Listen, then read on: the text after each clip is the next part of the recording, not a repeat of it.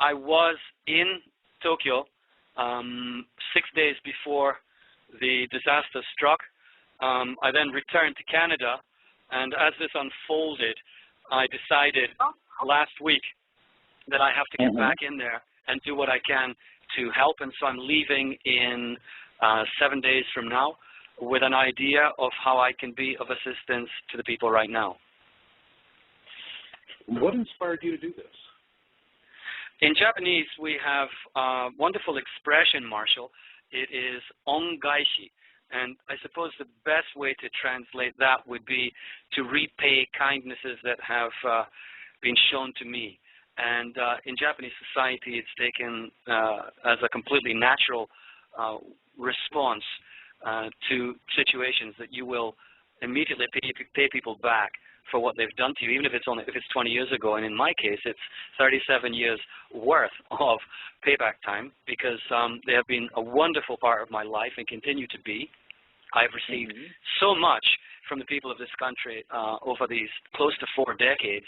And if there was any time now that I had to do the ongaishi, which is payback, well, it's certainly now. So I just couldn't miss the meaning of that. And so I made the decision last week, and we're all hot to trot now. Excellent, excellent. And tell us a little bit about the preparations that you're making on that. Welcome to Blog Talk Radio. If you the idea, please press 1 at any time, and you are now in the host. I'm getting a welcome to Blog Talk Radio feedback loop in my ear right now. I don't know why that's happening. Can you hear that? Can you hear me now? Yeah, I can hear you now, but I was getting the welcome to Blog Talk Radio feedback loop there for a second. I don't know why, but I'm fine now. Yeah, it's disappeared. The idea here, Marshall, is very simple. I do have a certain amount of influence in the society there because I'm a public speaker and a writer, and have used the media a lot in my years there. And so I want to do a project which I call Arise Japan, because what people need now more than anything else is hope and inspiration. Of course, supplies, water, food. There are plenty of other people doing that. But because I'm a foreigner, I have a unique ability here to get attention given to me simply because I'm not Japanese, and I do speak Japanese. So the plan is to do a series of talks and events starting in the southern island of Kyushu, where our listeners may know we've had some volcanic activity recently, for example. It's all part of this ring of fire lighting up, I believe. And what I want to do is get on a motorcycle and actually dramatize it by having a flag that has a Japanese sun symbol on it. That's their flag, which simply says in Japanese, Arise Japan. And so you're going to have this unusual-looking person on a motorcycle moving up the country, inching his way towards the disaster zone, collecting enough funds to keep myself going along the way, doing public lectures and talks. And at every talk, I'll have this massive black book, which is, let's call it the Book of Hope. And all of the people who come to these events will then write something in that book that is aimed to deeply inspire the people that it will finally be delivered to, who will be the people in the absolute center of the disaster area, whom I plan to personally hand it to as a gift of hope and say, here is what your fellow Japanese are saying about their desire to support you. Here are their drawings, their paintings, their ditties, their whatever people want to put in it. And among those people, hopefully, we'll have people from all walks of life, including very well-known people, and including Jimmy and Mary in the street. And it will be given to a representative, maybe a mayor or maybe a shopkeeper in one of the really devastated areas, just as a symbol that, hey, all of these people care, and they believe, as I do, that like the firebird, the Hinotori in Japanese mythology, it will rebirth itself out of the ashes, and Japan will start anew. So Arise Japan is the name of the project, and that's how I want to carry it out. Wow, this is so needed. You know, one of the things that I have been so profoundly inspired and impressed by is how the Japanese people, the whole nation, has dealt with this. We don't see all of the whining and complaining and finger pointing from the public. They're angry. They obviously have been getting a lot of the straight scoop. But I think the whole world has looked at it and said, God, if something like that happens here, I hope we have what it takes to respond to it as the Japanese are. I mean, they're really showing us how to cope with the catastrophe. That's exactly what I think, Marshall. They have become the role model par excellence for the worst imaginable series of catastrophes that, no nightmare could cook up three like this. First earthquake, then tsunami, and then the threat of radioactive problems arising from the reactors, all of these coming one after another in very short succession. It's like getting a body blow, an uppercut, and then an invisible bogeyman from behind is coming at you, and that would be the radioactive fallout that people are talking about. So here we have an exemplar. So for me, the Japanese are heroes. I don't see them as victims. I see them as heroes because they're showing the way for what could very well be a scenario that is replayed in other countries as the Earth goes through her dramatic shifting that you and I both know has been a long time in the coming and now seems to be in high gear. So they are the model, the role model. And I know it's difficult for people to completely adopt a way of life and thinking that's taken them thousands of years of their society to get to, but we can be inspired. And let's say we're in a disaster and we're having a thought, maybe I'll just nip into that shop and just help myself to whatever. Maybe because of them, we'll go, wait a minute. Remember the Japanese, they didn't do that. They didn't start looting. They stayed in line. They didn't start screaming and yelling at their government should be doing this or that. That's the role model I think they are, and they can do it because they're Japanese, and they've had a long training to do that. They've had a long training to do that, and but I've always been, Echan, and through all of the years that we've known each other, I've always been deeply impressed with the Japanese people, particularly in the topics of earth changes, catastrophism, Planet X, and 2012. And while I've appeared on national television here in the United States, the first time I ever appeared on national television anywhere was in Japan. And That's right. I've always been. That's right, and it was with you, and that show went into reruns, forever. I mean, it was almost like the next best thing to I Love Lucy. And but I don't know that we were that comedian, but particularly the topic, but the fact that I was really impressed by how the Japanese, they'll look at something, and if it's their cup of tea, if they're interested, they'll investigate it. And they do it in a very sober way. They just don't dive in, look for headlines, and dive out. And if it's not their cup of tea, they don't do what so many other people around the world will do, which is they get fearful and they get caustic and they say nasty things and they do whatever they can do to just suppress a conversation. They just simply say, "I'm not interested, thank you," and they walk off. Mm-hmm. And so I've always been impressed with the way the Japanese they come at things, and they have this incredible amount of tolerance. Where does this come from? Well, first of all, we have to remember that you have an unbelievably high amount of people living on a very small geographical area. Japan is really a tiny country.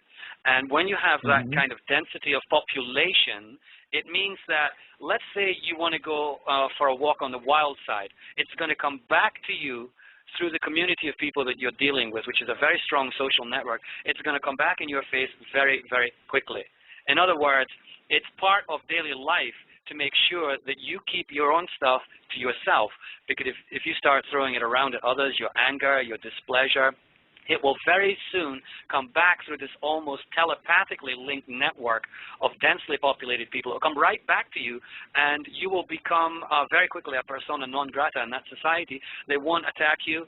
They won't badmouth you, but there will be a silent refusal, I think, in many cases, to allow you to fully be a part of the society anymore. So it is not in your interests to go out and do something that is going to be harmful to the community at large.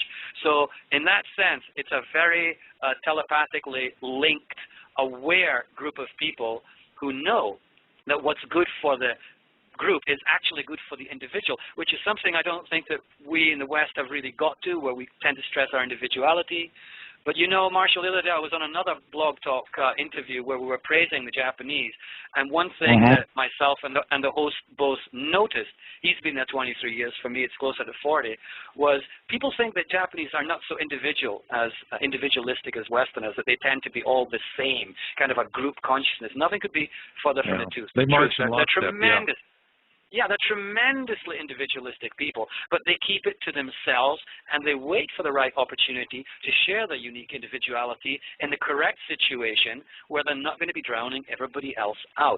So we have to explode that myth. They're highly individualistic. They're no different from you or me or anybody else, but they just keep it under wraps better. And that's what they're doing en masse now. They're keeping it under wraps. We need to learn how to do that. Yeah. You have to do that. You know, as you were talking earlier about being ostracized for doing things that we just do commonly here in the West, did you ever see the movie Avatar? And which movie was that, Marshall? Did you ever see the movie Avatar? Oh, of course I saw Avatar, yes. Okay, remember that there was a great line, and they would, you know, if you were in favor with the people you cared about, you're in favor with your clan, they would see you.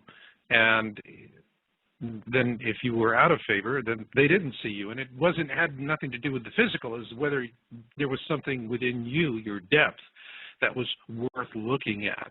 And it sounds to me that's a good parallel with Japanese culture and how they're facing these crises. That's a very good parallel indeed. You know, in Japanese, we have the expression, you know, to have faith, or to save face, or to keep face. And of course, that's not a physical face, that's an inner face, which is a demonstration of your integrity as a human being. And that's exactly what you described in the Avatar film. We can see them because they're really present with their integrity. They're not hiding a whole bunch of stuff, the nasty stuff that they've done behind the scenes that they hope will never be revealed. It doesn't work like that in Japan, because it will come out much, much faster, and they will not be lauded by any member of the society there for doing something that everybody knows is just not right.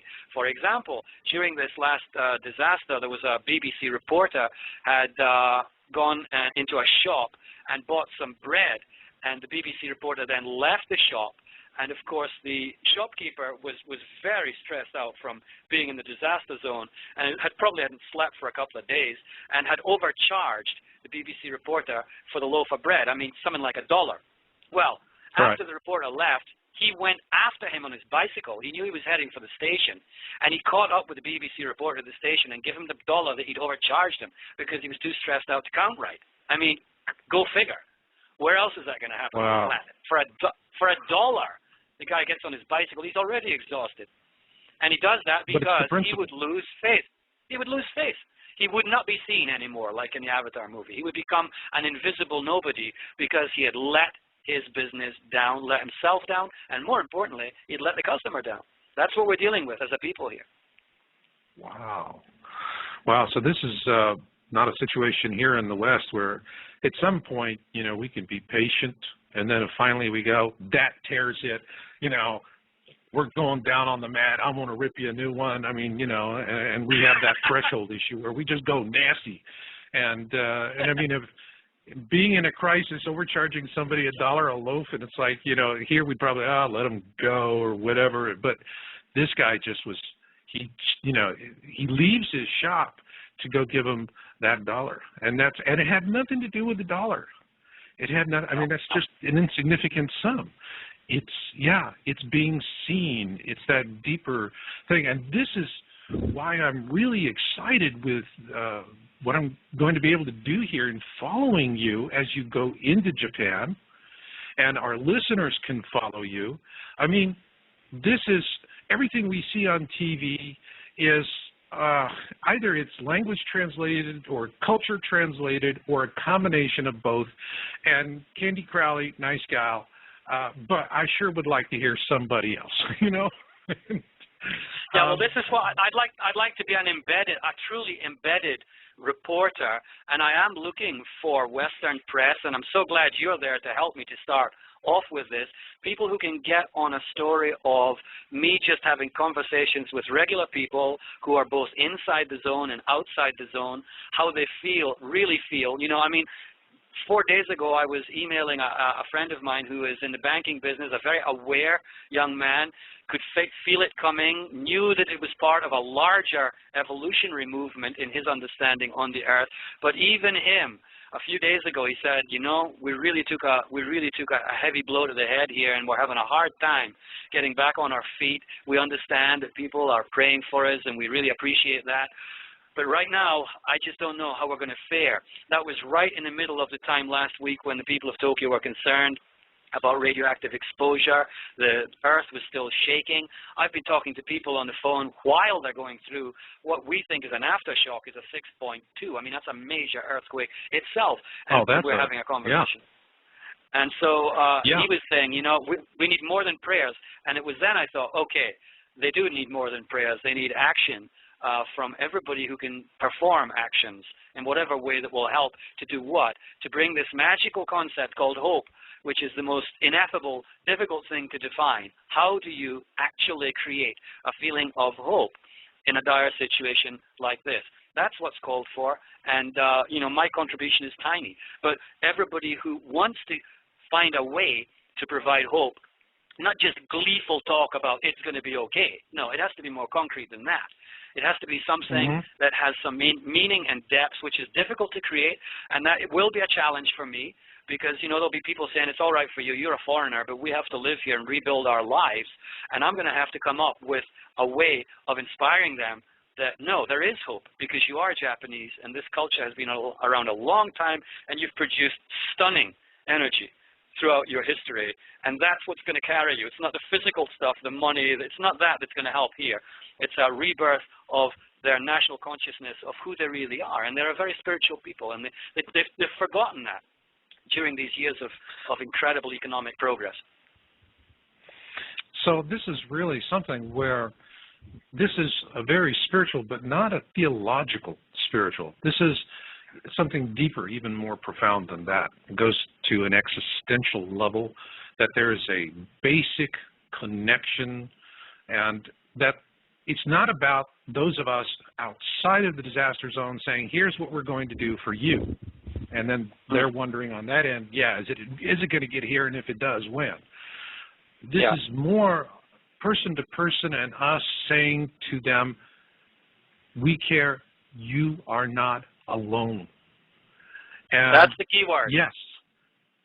You are not alone. It's a simple message, but it's, you know, how do you believe, because I know you're planning right now, and I think next week you're going to be flying out, and how do you believe, having lived in Japan for several decades and been a very successful author there, you're still a very successful author and you're a TV personality, you know, and you're the only fellow that can speak perfect Japanese and stand in front of an audience in a kilt.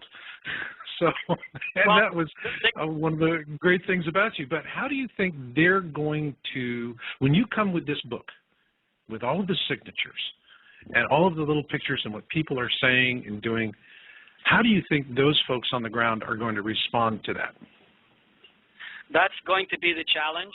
I believe that the people who write in the book, I'm going to actually create events where we can probably sit quietly for a while, and we can really get to that place inside of ourselves where we can actually locate what is a hopeful message, what is a message that will really carry to the people's hearts. And therefore, I hope to create a book. I hope to create a book of sincere feelings that are expressed in such a way that the book is simply a representation. It's part one. That it could go into a series of books about us simply supporting each other through positive affirmations, through tales of individual deeds that have been done. It's already happening. I'm seeing the Japanese people already have got over the first wave of incredible angst about this. They're rallying, and they're beginning to realize now, the people that I'm talking about are beginning to realize, hey, it's not about things anymore and about having a good job and about having this much money and having a Gucci bag or whatever. It's much, much more important now for us to find that place inside of us that is spiritual. Now, you said that very well. It's not a theological thing. And in The Last Samurai, Tom Cruise had a great line. He was in the village where he had been captured by the rebel samurai, and he was watching them. He was watching them go about their daily business, practicing martial arts, meditating, cooking, doing everything with care and attention. And he said, well, I'm not a Bible man, but, you know, these are not religious people. They don't seem to have a religion. They seem to have something different. And the only thing I can call it is spiritual. And, you know, no Japanese will think of themselves as being a religious person. And they probably wouldn't even think of themselves as being spiritual. And I think the very fact that they're not hooked up to a major established religious system where they all think the same, they're not hooked up to such a system, although there are Buddhists and, you know, there is Shinto and there are Christians. We know that. But the average Japanese does not think like that. They just have a sense of what it is to be a decent human being. And surely that is the basis of any spiritual system. Be a decent human being. The golden rule, don't do to other people what you wouldn't want them to do to you. I mean, that's spirituality right there. You don't have to go to a church or a temple or a mosque. And they are in the position now to express that spirituality with each other and go beyond the materialistic phase of their country, because rebuilding this just materially is not going to be enough. They have to rebuild their hearts and their souls. And that is a huge task that no government can really help them with. That's person-to-person interaction. And I'm just one of the people who's going to have that kind of interaction with individuals and small groups who already are saying to me, we cannot believe that you're actually going to come back for us now and help. When all of the other foreigners are leaving in droves, you're doing a U-turn. And just that is for us phenomenal. Thank you so much. And I haven't done anything yet. Yeah, I know. And you know something, on this side of the Pacific, you know, I see you as one of the bravest men I know, if not the bravest. Others would look at you and say, hey, Echan, you're one can short of a six-pack. You know.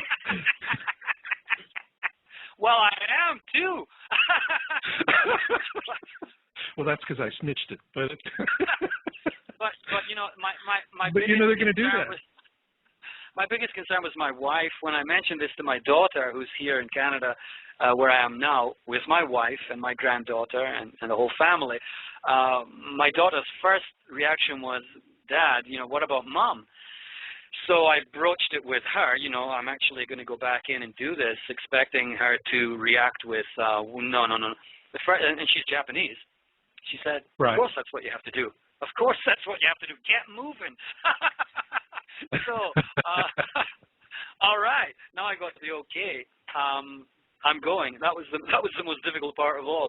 So I have the family's blessing, and the idea is now growing so that through my Japanese blogs, I'm just putting out the word. For example, I need transportation. I would like to do it on a motorcycle to kind of express that we know gasoline is short right now. Rather than moving around on trains, if I'm moving around on a motorcycle with a flag, and I'll probably have an emblem on my leather jacket which says "Arise Japan," you know, then the Japanese are going to think this guy really is crazy, right? Which will draw attention. And like, who are you with this flag saying "Arise Japan, Jimmy"? And I'll get off my motorcycle and say, well, actually, and I'll talk in Japanese, and then they'll go, oh, wow, you speak Japanese? Yeah, actually, I've been here for a long time, and start a conversation, and, you know, one by one. And my model for this, in a sense, Marshall, is Peace Pilgrim, who was your country's greatest peace activist, and all she did was walk around America. She walked around America with a tunic which said Peace Pilgrim. That's all she did. She didn't have a political program, an agenda. She didn't have anything except her body and a tunic which said Peace Pilgrim. And people would stop her in the street and they go, well, who are you? What are you doing? And she'd say, I'm just walking the roads of America for peace. And that would instigate a conversation, and then they would listen, and they would start thinking, well, what is peace? And she did that for 25 years and influenced millions of people. She was penniless. Now, if one old woman can do that, all over America, then one slightly younger man can certainly do it in Japan. She's the peace pilgrim that inspired me. Well, in terms of American folklore, it's like Johnny Appleseed and the story about this guy that just walked the earth in America and was throwing apple seeds around. I mean, that's the story, that as it goes. But it's the same kind of thing here, where you're just going to go out and connect with these people. And, yeah, there are other folks, governments and NGOs, and they're rolling up, and they're going to be going out and helping these folks. But what you're doing is bringing them that intangible something that you just can't slap in the back of a C-5A Galaxy and drop. Something that's person to person. Yeah, it's person to person. I also do have a specific plan to offer my services as a volunteer interpreter, though. That was plan number one. And I know that it's difficult to get into the disaster zone because, of course, the government has to create cordons. They know that many people want to help. They don't want to have an inrush of 1,000 people going, I will help, but there's no place for them to stay. There's no food for them. They'll just be an extra burden. They already have many groups from many countries in there digging through the rubble, helping people. They have the Red Cross. They have all of that. I understand that. They need to control the input of people. So I actually went to one of the highest sources I have and got a connection with the wife of an ex-Japanese prime minister, whose name I will not share right now, and said, could you please get me a special pass as a volunteer interpreter to work with rescue squads, because I know that they don't speak Japanese. I know they're going to be in situations there with the local people where they cannot communicate properly. There will be misunderstanding. There will be potential trouble there. All I want to do is to get in there and be assigned to a rescue squad, and I'll be the interpreter. And I thought, surely the ex-prime minister's wife can come up with a special pass. And she wrote me back an email and said, I can't even get in there right now, she said. I want to go in and help. But only specific groups that are sanctioned by the government can get in. And at that point, I realized it's not going to be as easy as I thought. So I thanked her for telling me that, but I also sent her an email saying, I understand. She had said to me, just send us your prayers. And I said, no, I'm not just going to send you my prayers, because I believe in spiritual activism, and I believe that you have to put your body on the line, and prayers will help, but it's not enough. So if I have to go in under the wire and do it in a guerrilla tactics fashion, I will. Because you can't stop one guy getting in through all those roads that go into the disaster area, especially if you're on a motorcycle and you got a helmet on. They don't even know you're a foreigner. I could be the delivery guy. Get in there if I have to, without permission. That's how I want to do it. Wow. So you're really going to get in there and do it to it. So right now, what are you doing with your preparations? When are you going to be leaving Canada for Japan? And how are we going to be able to follow your progress? That's a good question. After I did a documentary film called The Earth Pilgrims, as you know, and had the idea that I would create a second documentary called Sea Pilgrims.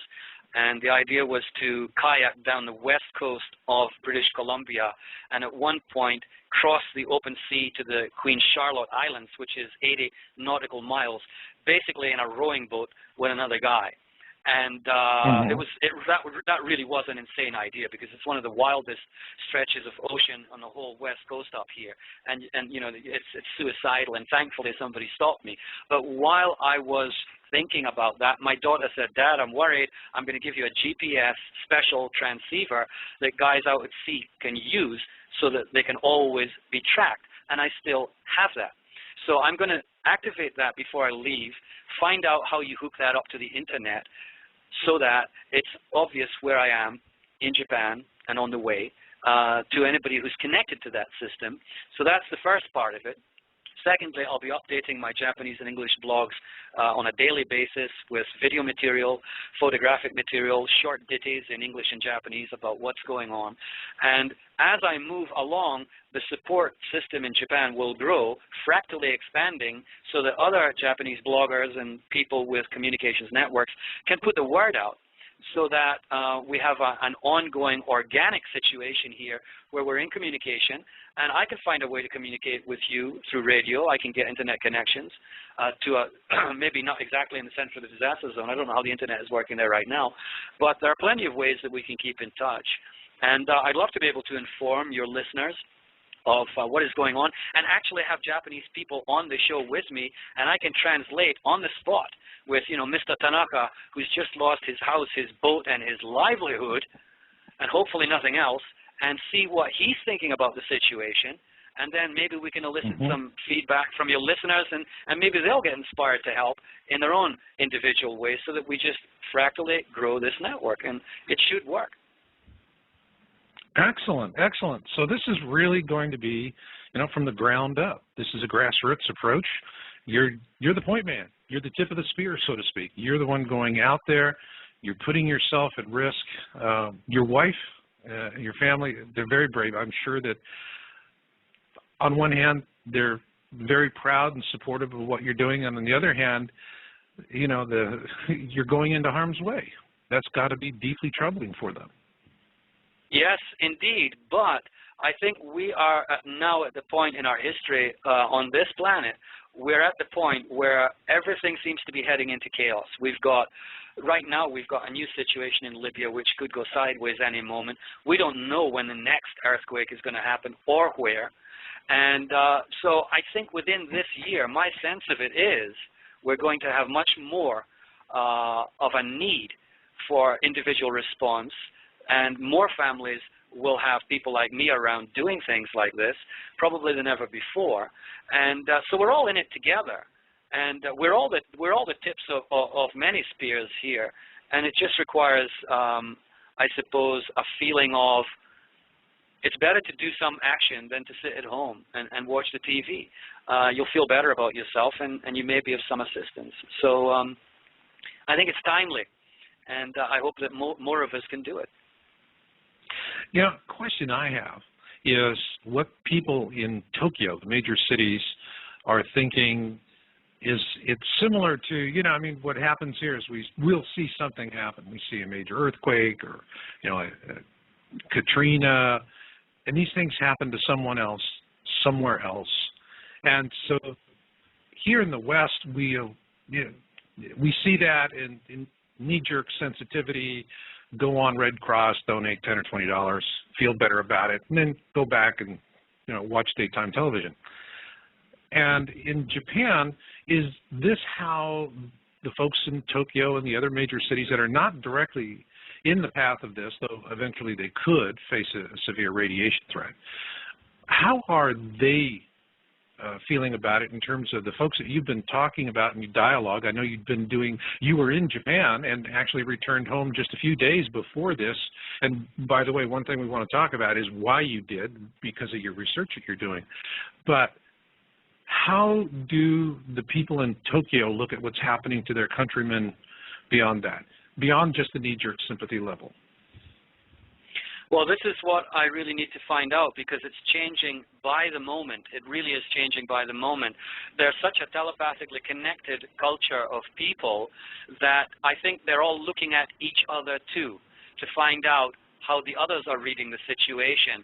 And if I was the leader of a country where people are this linked up, my main concern would be to avoid panic at all costs. Now, I know the Japanese government has come under some criticism for its response to the situation, but I'm sure their main prerogative was we must not over-alarm the people, because when you get 30 million people, and that's how many we're talking about in the greater Tokyo area, that's the population of Canada almost, right? If you get a telepathic reaction of fear going through 38 million people, and they somehow unthinkably cross the threshold and the herd instinct takes over, then you're looking at a disaster far, far worse than anything that's happened so far, which would be literally the meltdown of the glue that holds the society together. Now, that is not going to happen, I'm absolutely sure. It would have happened by now if it was going to happen. And I think that the government did the very best that they could under an extremely difficult and trying set of circumstances. So my reading is that they're now looking at each other and going, we know it's going to be a different future now. We're going to have blackouts. I mean, just think of it. I believe that 30% of the power source for Tokyo came from those reactors, which are now toast. So where are we going to get this energy from? How are we going to do our industry here? What's going to happen to the economy? Well, we're just going to have to invent new things, and I bet they will. I bet they'll find a way to invent things that make that energy source available from something we haven't invented yet, and they're going to pull together as they did before. So I'm going to get that reading from them. And I'm sure amongst the people it will be very individualistic too. There'll be some people who just sit back and fall into hopelessness. As you would understand, no more jobs, the economy is cracked and ailing. Where we're going to get our light source from? All of these problems are about to unfold, and meanwhile, we haven't really understood how big the disaster was, because still haven't got to many of the villages affected. So it's ongoing. It's present continuous tense, and that's why I need to be there also to report on this to the West, and also report to the Japanese about what feedback I'm getting from the West, so I can have a kind of a multiple job description there, and hopefully carry it out. Okay. Do you feel, you had mentioned before that, you know, there is this possibility that there could be a panic contagion, the best way to, I guess, explain it, where at some point, because all of these people are so socially interlinked, and we have seen the power of social linkages. Look what's happening in the Middle East. I mean, Twitter and Facebook revolts. And that's really what it is. It's hungry people with Twitter and Facebook, and that's what it boils down to. And we have, as you pointed out earlier, you know, the situation in Libya, which we don't know where that goes. But in looking at the Japanese people, as you know them from living there and working there for decades, and let's talk about that contagion point, that social point where everybody, you know, I guess the best thing to, there was a great scene from a movie many years ago with Billy Crystal, and he's on vacation, and he steps out of his tent with a little electric coffee grinder and starts a whole herd of cattle running like crazy and just tears up the whole place. And when I think about this, are the Japanese more or less susceptible to this herd panic than other cultures? Just, well, I think a guess. Yeah, I think that they are less susceptible to it because there's a lot more contingent upon that happening than where we are. And what I mean by that is because it's an interconnected society, they simply afford to do that, and they know it. Deep down inside, they know that button must not be switched, even though the herd instinct is coming on, you know, at 100 decibels, they will resist it. And if they were going to do it, as I said, they would have done it already. You would have seen it already. They've gone through the worst trial already. So I don't think that's going to happen. There isn't going to be that kicking in. They're less susceptible to it, perhaps, than in other places where the individual passion can stir up emotions much, much more than in Japan. People are just not going to voice that. It's a no-no. They all know that's the no-no. We got too many people. That's too much at risk. We got to keep our cool. Yeah. Under all of the worst situation, we got to keep our cool, and they're proving that they can do it. So I have every confidence in the continued ability to do that. What disturbs me is not them keeping their cool. What disturbs me is how they're going to quickly find a new paradigm, a new way of carrying on Japan now that she has been so severely injured. And realistically, I mean, the damage hasn't even begun to be calculated here. And, you know, the economic ramifications, et cetera, et cetera. So I think many people now are thinking, well, how do I want to live my life now as a Japanese? Not just my job, not just, you know, my social connections, but my whole way of being. How am I going to live as a different kind of person, having learned from this disaster? And I believe that what you'll see then is an opposite form of contagion, a positive contagion, where they all rally together. As you said, you've got Twitter and Facebook and all of these fantastic living organisms to connect people. They're going to come up with something that hasn't been invented yet in terms of a new societal consciousness, a new way of being. And in a sense, they will perhaps be a role model for post-disaster cultures that we will all wonder at in years to come. And I think that's revolutionary and exciting and amazing, and I want to be part of it. I have my own personal reasons for being there too. I want to be part of the revolution, just as if I had been Egyptian and I'd been living in London, I would have wanted to be back there in that square and be part of it because it's history being made. It's something new. And that's the excitement and the passion I feel about being on the front line, to be part of what I see as a truly spiritual revolution that has nothing to do with religion at all. It's a revolution of the heart, how we feel about life and love and the universe. So then this catastrophe, and we really can only speculate as how this is going to roll out, although it's obviously going to be significant, not only for Japan, but because Japan is a major industrial nation, one of the few in the world, it's going to have downstream impacts for everyone everywhere else. And we're going to feel that as well. And I mean, there's already where, you know, different forms of manufacturing are closed down.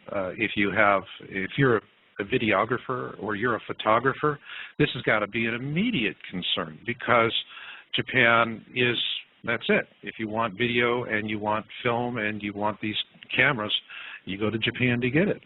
You know, yeah, you can get Leicas and they're bloody expensive, but everybody gets these other brands. Well, these plants are shutting down. Now, then the real issue then with that comes is what happens when the skilled craftsman, you know, grinding lenses is an art form, and particularly on the high end, on the consumer stuff, it's all machines. But you start losing these skilled workers. They start drifting off and finding other ways to do things. Do you see that in this cultural rebirth that still is nebulous, still has no shape or form, but it is one that takes Japan a big step away from the consumerism that dominates the world right now? You know, it's just, you know, we got a Walmart view of existence. And people are going to say, no, there's more to it than that. Life is too precious for that. But then again, that has for everybody else that's still in the consumer cycle and the capitalists that feed that, that's going to have consequences there as well. Have you got some initial thoughts on that? I like the Walmart view of the world statement. I was walking down one of Tokyo's most prosperous neighborhoods, Omotesando, which is like the Champs-Élysées in France. And as I walked through the literally thousands of people out Sunday shopping or window shopping, I was walking against the throng because I was going in the opposite direction. And as I threaded my way through them, I was videoing and talking on my iPhone, and I was saying, I wonder how many of these people here today can feel the incoming wave of transformation, because I could feel it even then. Possibly due to the fact that I was teaching remote viewing, which tends to make you more intuitive, and also in relation to an earlier question you had, I had been rigorously checking what was going on with solar wind speed, sunspot activity, and so on. And so I knew that we were due for something. You don't have to be a brain surgeon to join the dots there if you're doing your research. So it was obvious that something was coming. I had already planned to leave on the 6th of March anyway. That was just pure synchronicity. But I certainly felt it coming, and they did too at a deep level. They could feel these tremors coming because, you know, they are intuitive. But, you know, nobody wants to talk about that. And so my question to let me talk about that. Let me talk about that, all right? Because you brought that intuitive point up.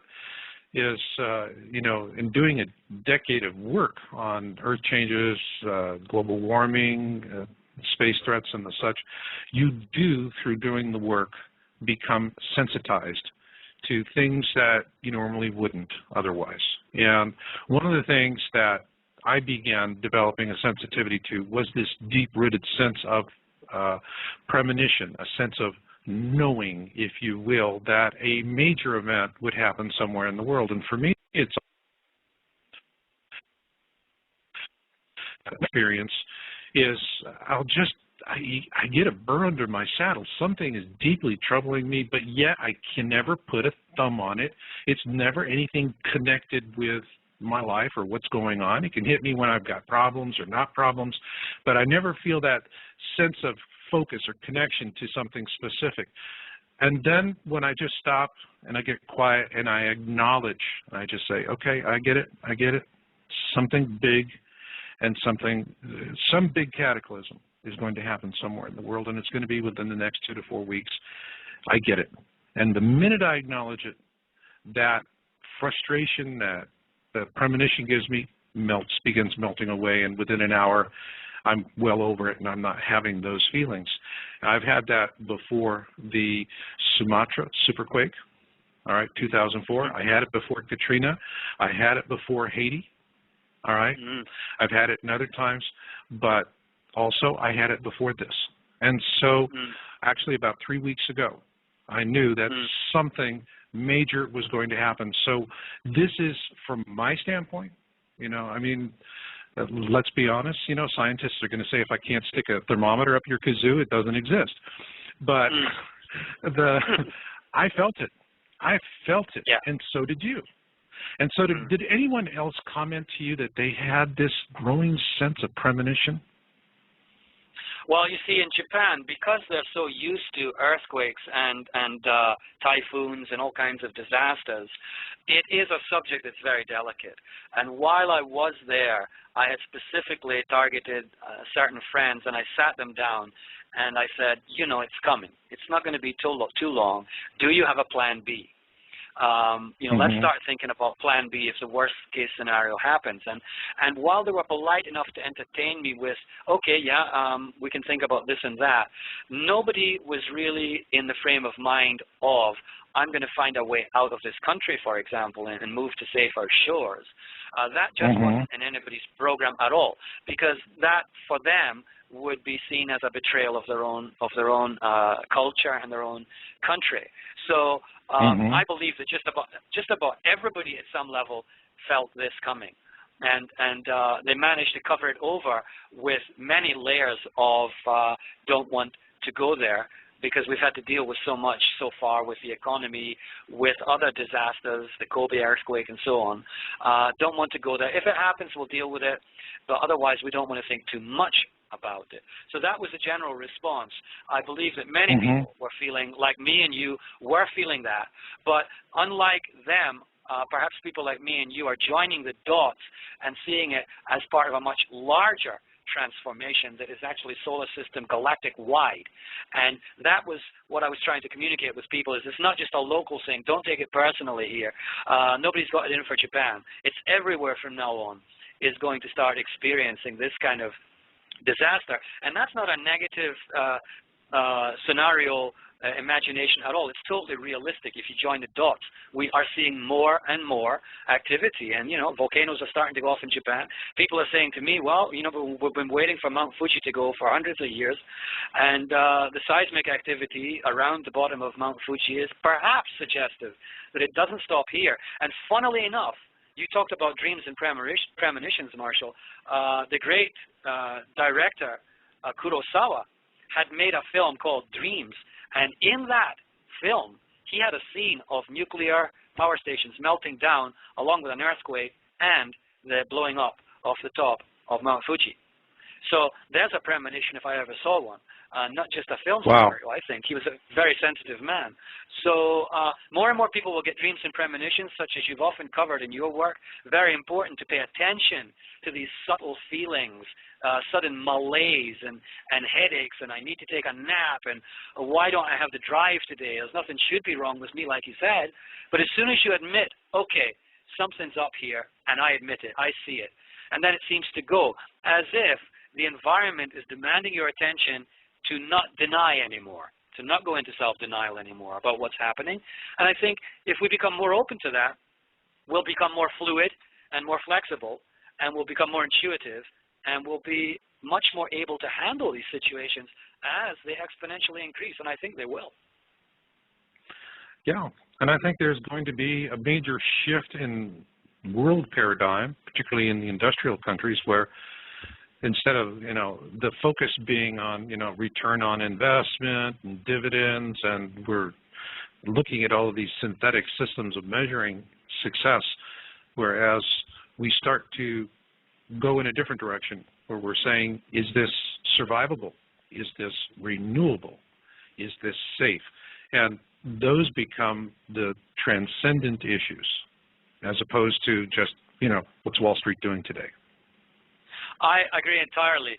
I think the way that information is being released right now around the world, the truth about our financial systems, how our corporations really work, there is a lot of information coming out, and it's not just coming out from the areas that have received a lot of attention in the news recently, WikiLeaks, for example. It's all over. It's rampant. People are awakening to the fact that we need to find a new model for life on this planet.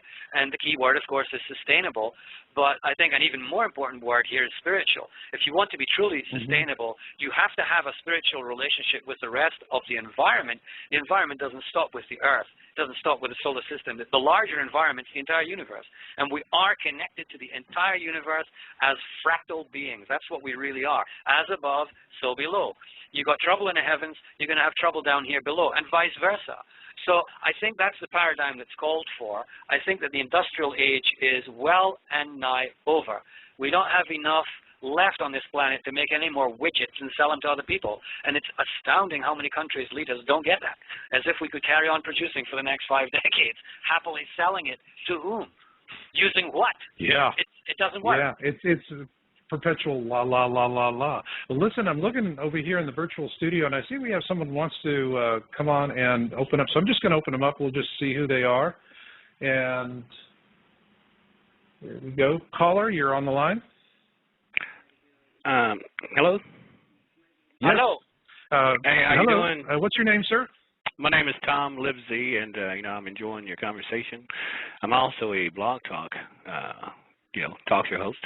And I did a show this past Friday that has gone ballistic, and it was about situations, and I don't want to take over your show, but it was about a mother who hadn't seen her son, who is in the military, on an Air Force base in Japan, and the limitation of the communication that she's had, with him, hadn't heard from him, in weeks, and the communication is limited, just like your host is, talking about. And she's, trying to, because he was scheduled to come back to America, this next week in March. And as an American, I'm a former stockbroker, investment banker, and had to, reinvent myself. I'm now a news editor for over a dozen news sites, including CNN, and it was about trying to bring the story home.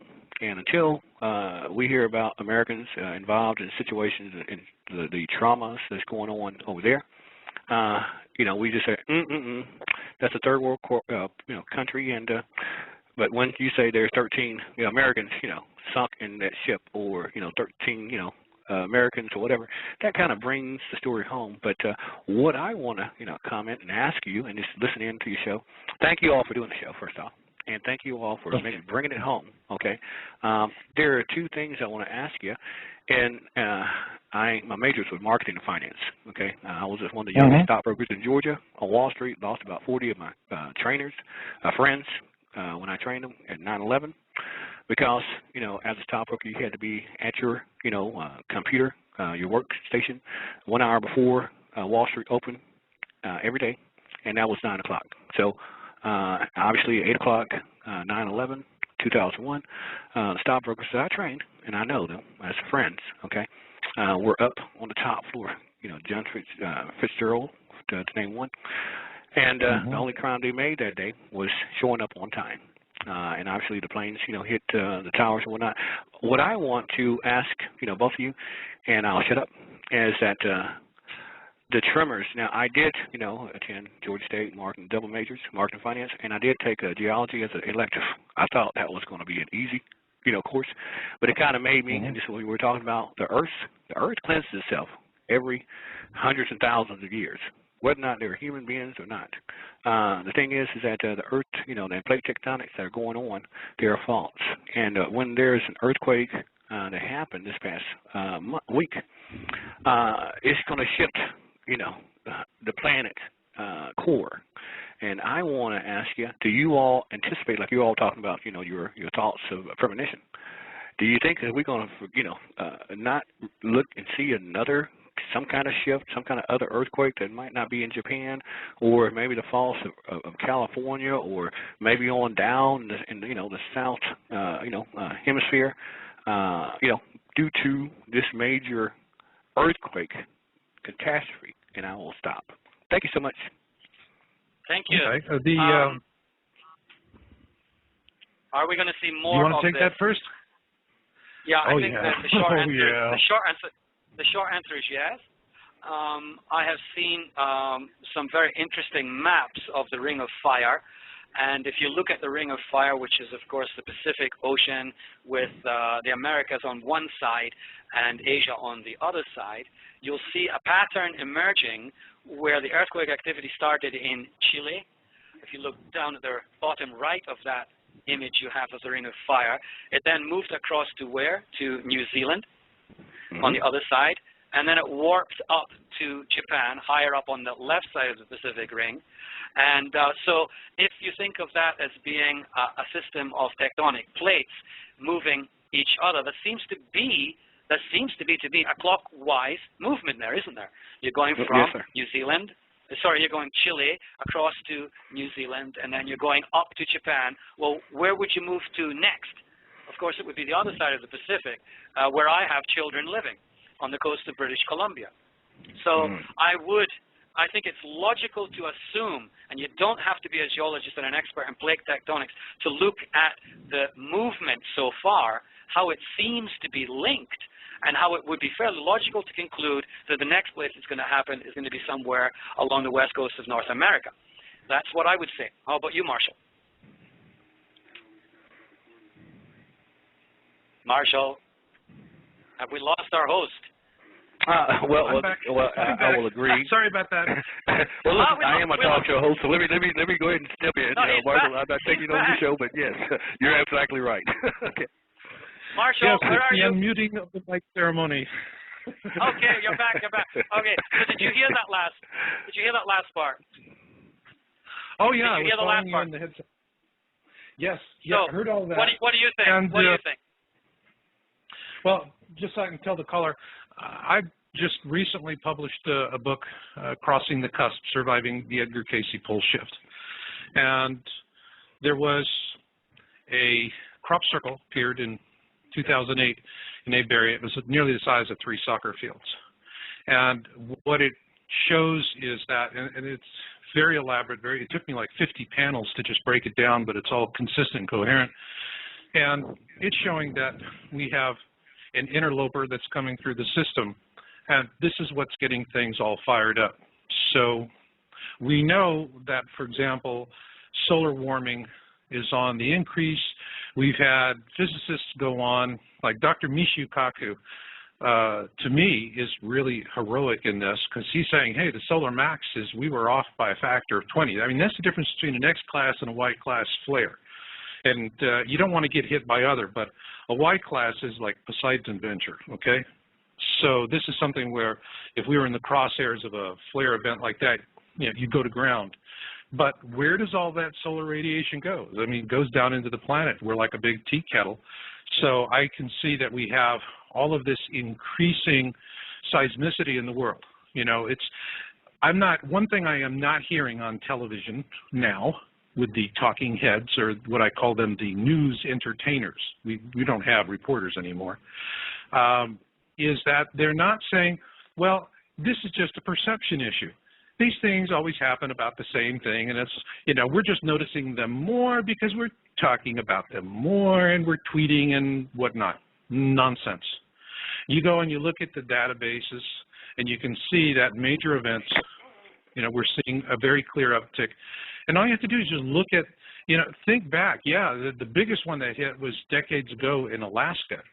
But, this compression of time between these major catastrophic events is what I'm seeing as a researcher. So instead of these things happening, years apart or decades apart, you have weeks, months, maybe a year.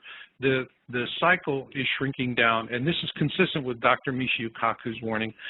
What he's saying is that the solar maximum is going to be really intense, and it's going to have the possibility of taking down huge sections of our power grids. And I'm not talking about for a few days or a week.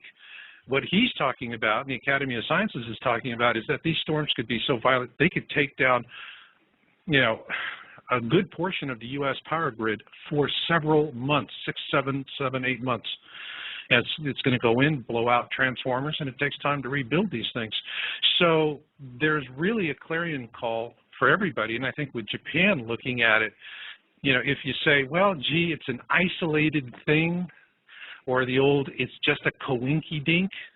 Well, this is one coinky-dink that comes on the heels of Chile and Haiti and other coinky-dinks. And, the difference between what is happening in Japan and what's happened elsewhere is really driven not by the size of the events, which are sizable, but by how people prepare for these kinds of things. So if you look in Chile, they had an earthquake that if it had hit many other places around the Ring of Fire, the death toll would have been astronomical. But it was a low death toll because in Chile, they know to live and prepare for these things. Japan, they know. It's just that this plant was not ready for a double whammy. And I see now what we're learning the hard way is, yes, as the caller was pointing out, the Earth, things go through cycles. And a lot of this technology that we have in the world was designed during a period of relative quiescence, when we weren't having such a compression in the scale of global catastrophes. And what we're seeing quintessential example of with the power plant in Japan was that when they built that in the 70s, they just simply could not imagine a superquake and a tsunami hitting back to back. But if that plant were built today, they would keep that in mind. The more modern plants, yes, they're looking at these worst case scenarios. So we're finding out the hard way where our world paradigm is failing us. And rather than pointing fingers at people and saying they're just evil and greedy and whatever, I think it's more important for us to say, well, we have the fabric of our lives, which was constructed during a time of relative quiescence. And that's what is happening in our solar system and with our planet right now. And we need to get with that. We need to get ahead of that curve instead of getting these ugly reminders. So that's my take on it. Can I interject? More. Yep. Can I interject two things? And I'm going to let you know, you all just, it's great to listen to you. But the whole point was, and we're talking about communication, and the lines might be down for other individuals' communication. And my show was about Mama, I'm Coming Home, okay? And it was about these military kids out there. He's 23 years old. I hadn't seen his mom in 3 years. But there are just, all wars from, the beginning to man. It was probably a mama saying, son, you take care of yourself, and we want you back, and don't get hurt because you got grass to cut when you get back. The thing is that communication, what we talked about is that this is what drives a soldier through his, maybe a critical wound because, and guess what, in Vietnam or anywhere else, in Korea, is many of the soldiers, and as a matter of fact, I had a general on my show who said that his, the only thing with his driving points was his mama, his thoughts of his mama coming home. And this is what drives people. And guess what? The last thing, maybe a military, you saw your partner at your platoon getting blown up. The last thing he said, and you couldn't do anything about it, he said, "Mama, Mama." He's calling his mama. So you don't really need communication when you have that driving force. The general really consoled the mothers. We had moms of the military on the show. But then also you had the other particular speaker tonight talking about the spiritual situation. It's all about universal love. Okay, and why we go to college and why we do this is because of love that we have for our fellow man. And with that being said, there are going to be issues that are going on. Japan is hit with a tsunami, earthquake, a tsunami. Now the nuclear situation that they are faced. There were nuclear plants that were closed down a couple of years ago, but they came out of that because they came up not with increasing the ability to handle more a situation like a earthquake of this magnitude, because they couldn't have foreseen about that. But moreover, they came up with a secondary plan. Now, how can you come up and how can you finalize, how can you actually know what your secondary backup plan is without it going into a catastrophe like it is today? So what I'm saying is that the love that we have, the economics that we're going to be faced with, and the Toyota #1 auto plant in the world, it used to be, the inventory was right next to their manufacturing plant, but then it was like a need to have situation. So they had their plants and their, actual, material or parts that they needed, in a distant location. Now the roads, cities are underwater, or, they're not able to get to them. We're going to see as a whole nation, and if you have, like I'm talking to you on the phone, any kind of chip, or you're looking on a computer, battery in your watch, car, the products and situations that we have that we depend on, is going to start making everything relative. As a matter of fact, and I'm going to close with this, the iPhones have a 5-week, delay to get your iPhone. from AT&T. These delays are going to be happening for just getting, a car battery. These delays are going to start to make a real impact on our, U.S. economy. But I want to tell you guys, I will just shut up now and thank you for doing a show like this. But it's a lot that most of us, and I'm glad I just listened to your show, because most of Americans, we got our neck in the sand. We're worried about our own problems, okay? And this is what what you're talking about is that my goodness, I hate what's going on over there. Woo, anyway, but, now they're going on down the road. But guess what? It's going to eventually creep up into, just like the other gentleman, I can't recall his name, is talking about when it gets to the West Coast, when it comes to America, who's going to be coming to our rescue? But it's something that the earth is going to cleanse itself, and it's going to be either through a flood or whatever. And earthquakes and tsunamis and whatnot, but it's about, identifying where we are.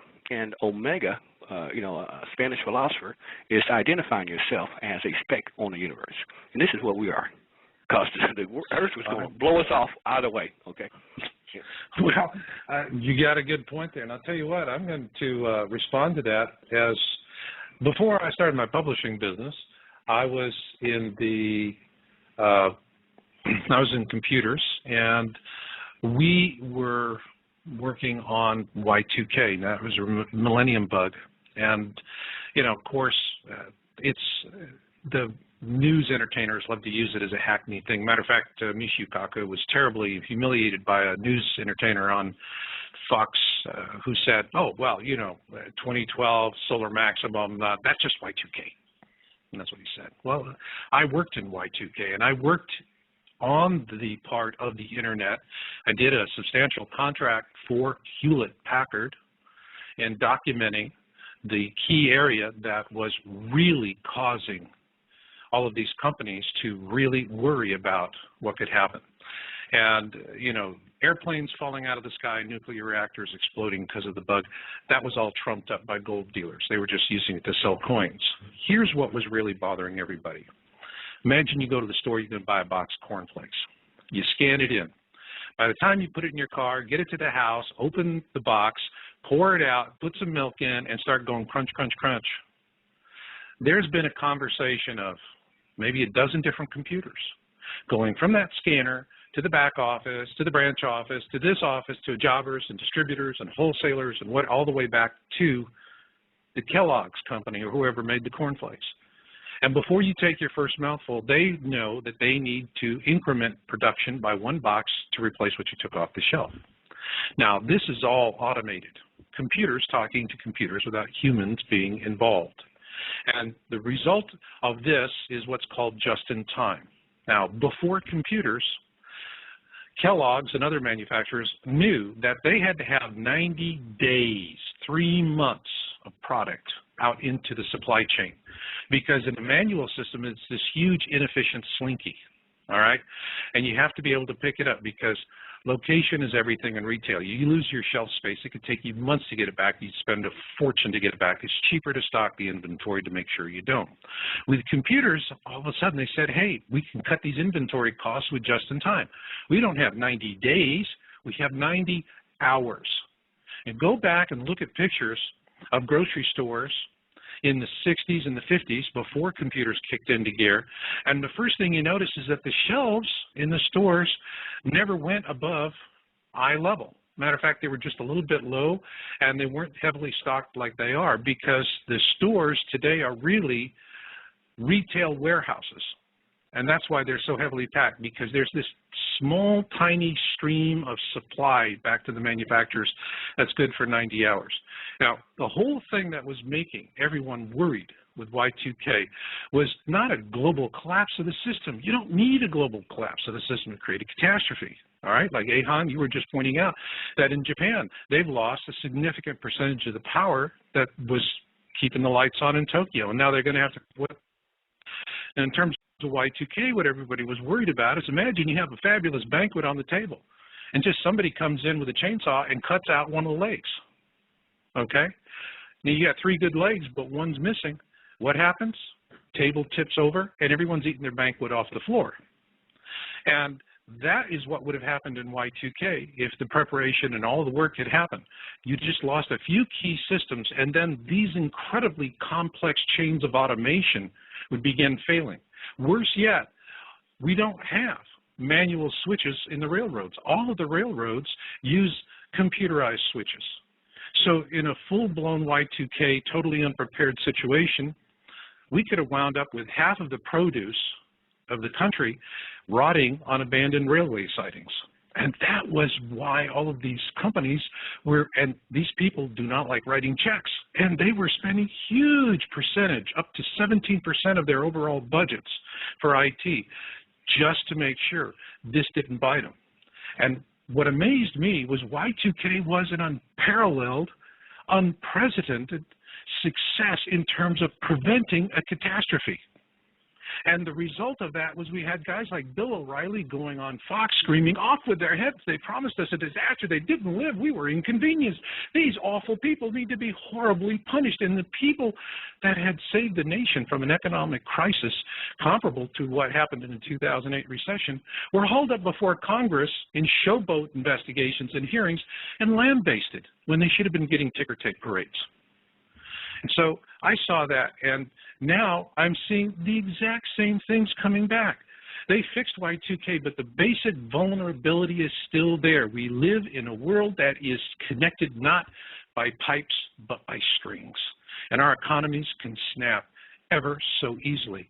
And so with what's happening in Japan, I see more of this coming downstream. What about you, Echan? Well, the banks, the Mizuno Bank, which is one of the main banks in Japan, had a temporary shutdown involving all of the ATMs around the country, I believe, and inconvenienced millions and millions of people, but they quickly got back online. So I really hear what you have said. It is, you don't need to have a full-blown catastrophe to actually unhook the system from normal shelves full situation.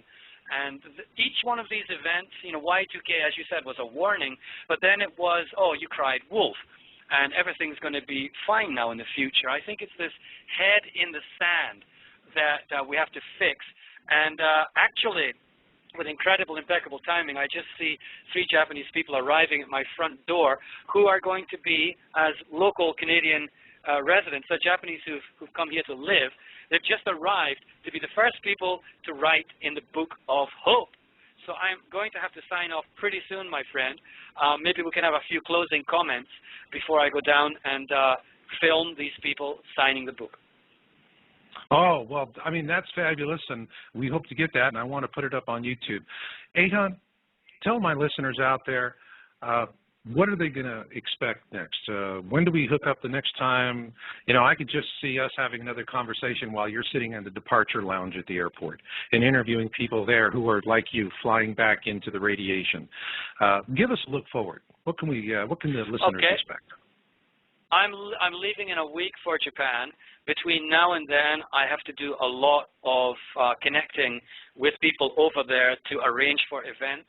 I must say that I'm very fortunate in that the people of a small town in southern Kyushu called Yanagawa have rallied their support for me and have actually made it possible for me to fly over there by helping me financially in advance for an event that I should have been paid for later, so that I can fly over there. That's point number 1.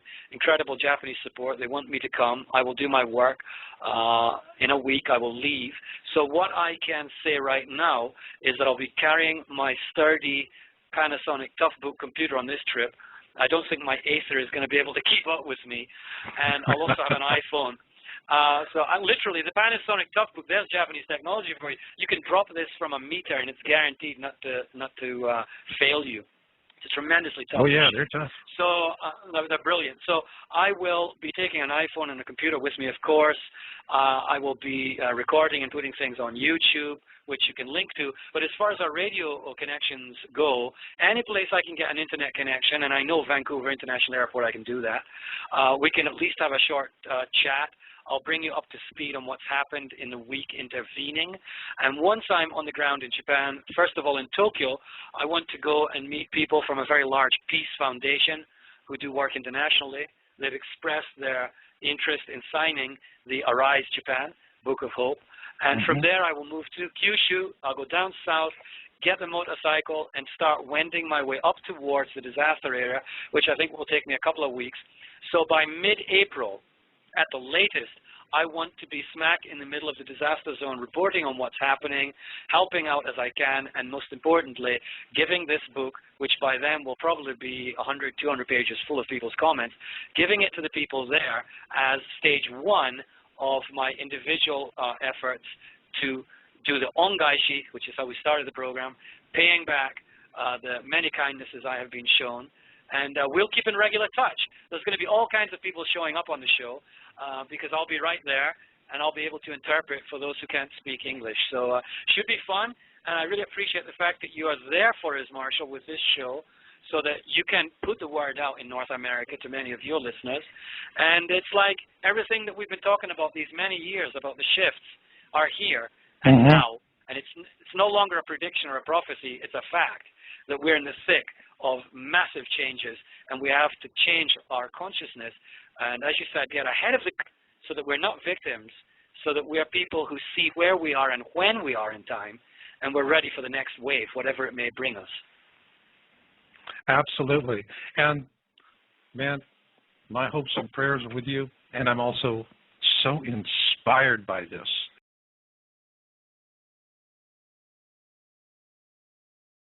I was in Tokyo 6 days before the disaster struck.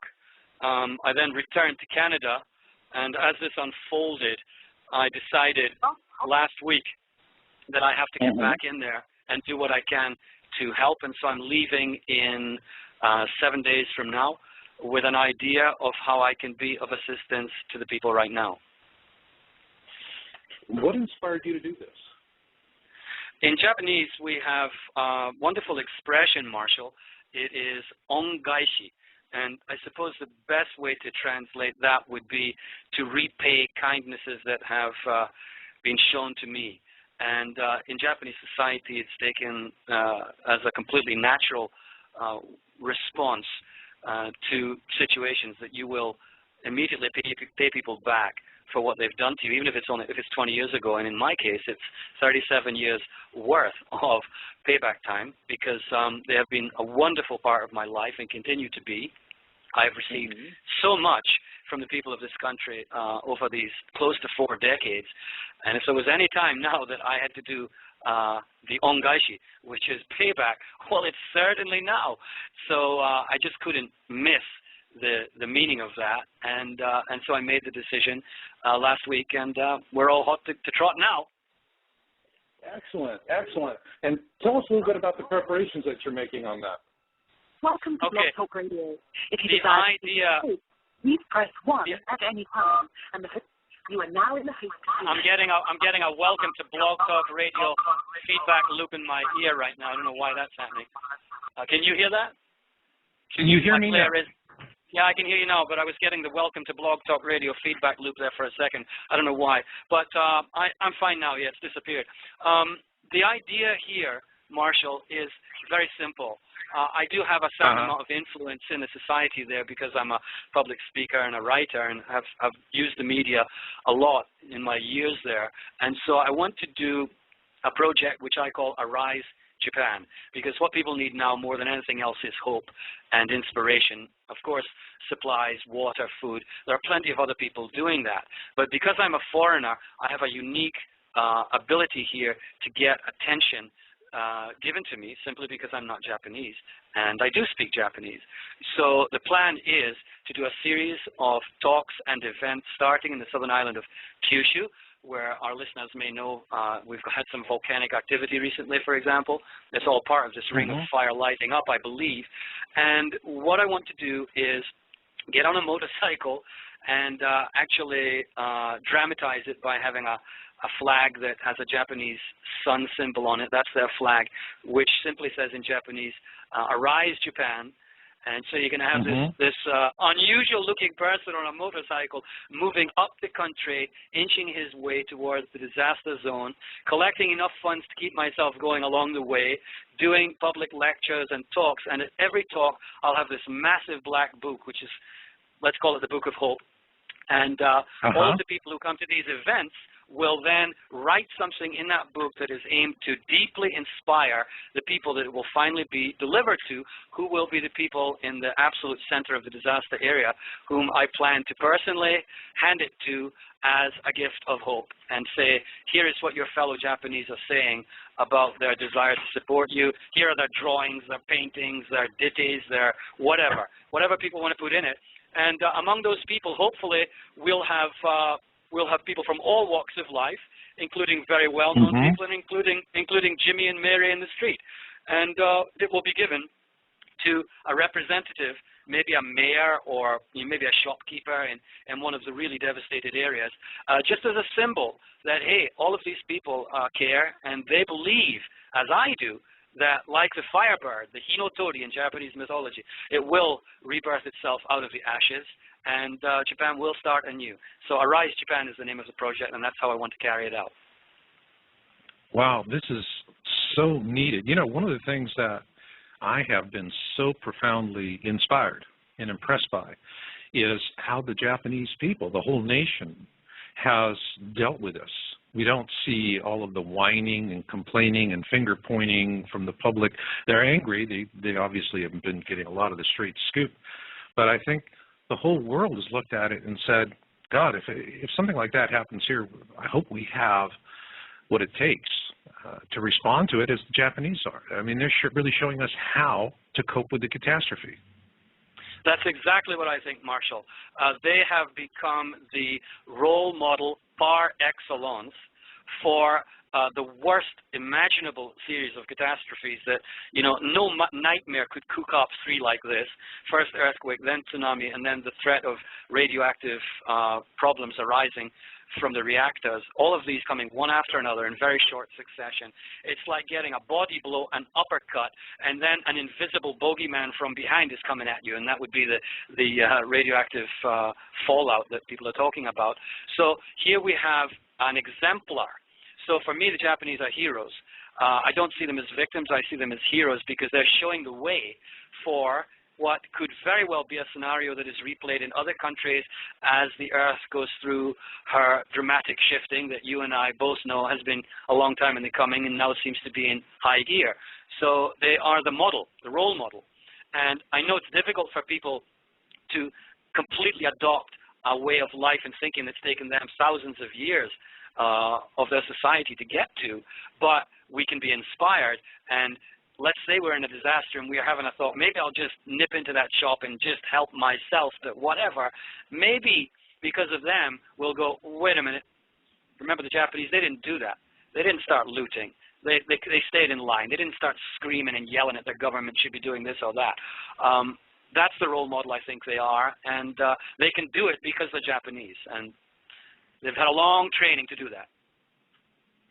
They've had a long training to do that, and but I've always been, Echan, and through all of the years that we've known each other, I've always been deeply impressed with the Japanese people, particularly in the topics of Earth changes, catastrophism, Planet X, and 2012.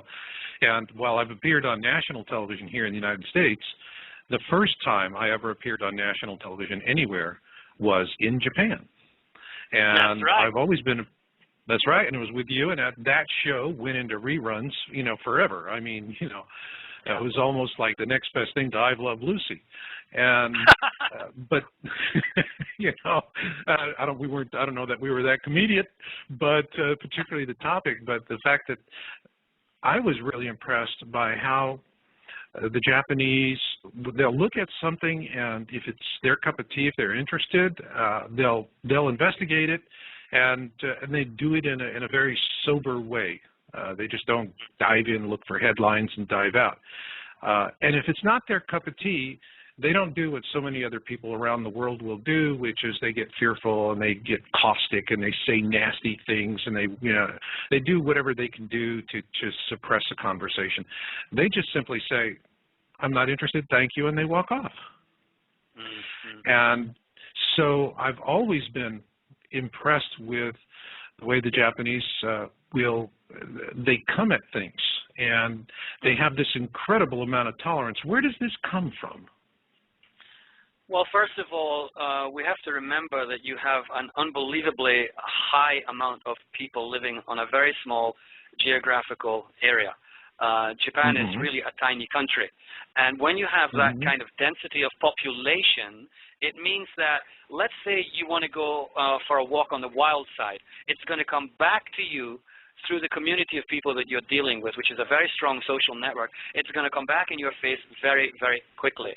In other words, it's part of daily life to make sure that you keep your own stuff to yourself, because if you start throwing it around at others, your anger, your displeasure, it will very soon come back through this almost telepathically linked network of densely populated people. It will come right back to you, and you will become very quickly a persona non grata in that society. They won't attack you. They won't badmouth you, but there will be a silent refusal, I think, in many cases, to allow you to fully be a part of the society anymore. So it is not in your interests to go out and do something that is going to be harmful to the community at large. So in that sense, it's a very telepathically linked, aware group of people who know that what's good for the group is actually good for the individual, which is something I don't think that we in the West have really got to, where we tend to stress our individuality. But you know, Marshall, the other day I was on another Blog Talk interview where we were praising the Japanese, and one thing that myself and the host both noticed, he's been there 23 years, for me it's closer to 40, was people think that Japanese are not so individualistic as Westerners, that they tend to be all the same, kind of a group consciousness. Nothing could be further from the truth. They march in They're lockstep, tremendous. Yeah, they're tremendously individualistic people, but they keep it to themselves, and they wait for the right opportunity to share their unique individuality in the correct situation where they're not going to be drowning everybody else out. So we have to explode that myth. They're highly individualistic. They're no different from you or me or anybody else, but they just keep it under wraps better. And that's what they're doing en masse now. They're keeping it under wraps. We need to learn how to do that. Yeah. You have to do that. You know, as you were talking earlier about being ostracized for doing things that we just do commonly here in the West, did you ever see the movie Avatar? And which movie was that, Marshall? Did you ever see the movie Avatar? Well, of course I saw Avatar, yes. Okay, remember that there was a great line, and they would, you know, if you were in favor with the people you cared about, you're in favor with your clan, they would see you. And then if you were out of favor, then they didn't see you. And it had nothing to do with the physical, as whether